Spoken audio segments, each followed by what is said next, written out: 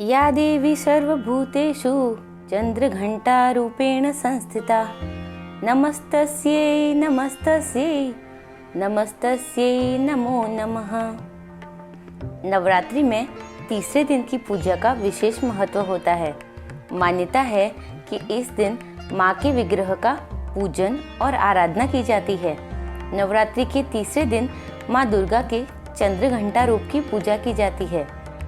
माँ चंद्रघंटा के घंटे की ध्वनि से अत्याचारी, दानव, दैत्य और राक्षस कांपते हैं। माता की कृपा से भक्तों को अलौकिक वस्तुओं के दर्शन मिलते हैं। धर्मशास्त्रों में बताया गया है कि माँ चंद्रघंटा की उपासना से भक्तों में वीरता और निर्भीकता के साथ ही सौम्यता और विनम्रता का विकास होता है।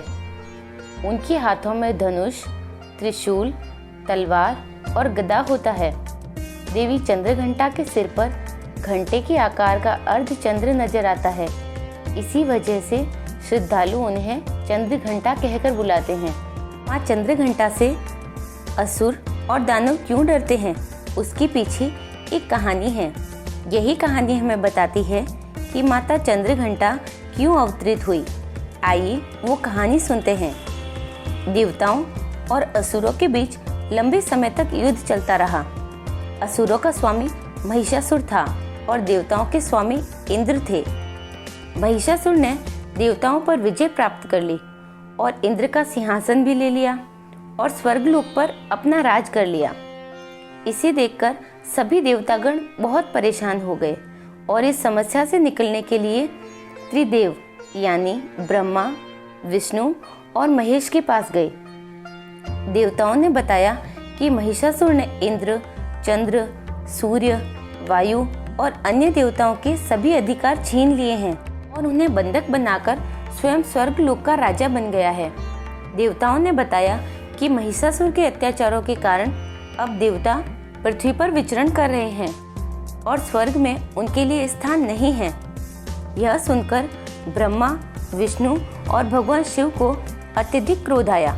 क्रोध के कारण तीनों के मुख से ऊर्जा उत्पन्न हुई। देवगणों के शरीर से निकली ऊर्जा भी उस ऊर्जा से जाकर मिल गई। यह 10 दिशाओं में व्याप्त हो गई। तभी वहां एक देवी का अवतरण हुआ। भगवान शिव ने देवी को त्रिशूल और भगवान विष्णु ने चक्र प्रदान किया। इसी प्रकार अन्य देवी देवताओं ने भी माता के हाथों में अस्त्र शस्त्र सजा दिए। इंद्र ने भी अपना वज्र और ऐरावत हाथी से उतरकर एक घंटा दिया। सूर्य ने अपना तेज और तलवार दिया और सवारी के लिए एक शेर दिया। देवी अब महिषासुर से युद्ध के लिए पूरी तरह से तैयार थी। उनका विशालकाय रूप देखकर महिषासुर यह समझ गया कि अब उसका काल आ गया है। महिषासुर ने अपनी सेना को देवी पर हमला करने के लिए कहा। अन्य दैत्य और दानवों के दल भी युद्ध में कूद पड़े। देवी ने एक ही झटके में दानवों का संहार कर लिया। इस युद्ध में महिषासुर तो मारा ही गया, साथ में अन्य बड़े दानवों और राक्षसों का भी संहार कर दिया। इस तरह मां ने सभी देवताओं को असुरों से अभयदान प्रदान किया। मां चंद्रघंटा के मस्तक पर घंटे के आधा चंद्रमा शोभायमान है, इसलिए मां दुर्गा के इस स्वरूप को चंद्रघंटा कहा जाता है। देवी का यह स्वरूप कल्याणकारी है। इनके शरीर का रंग सोने जैसा चमकता है।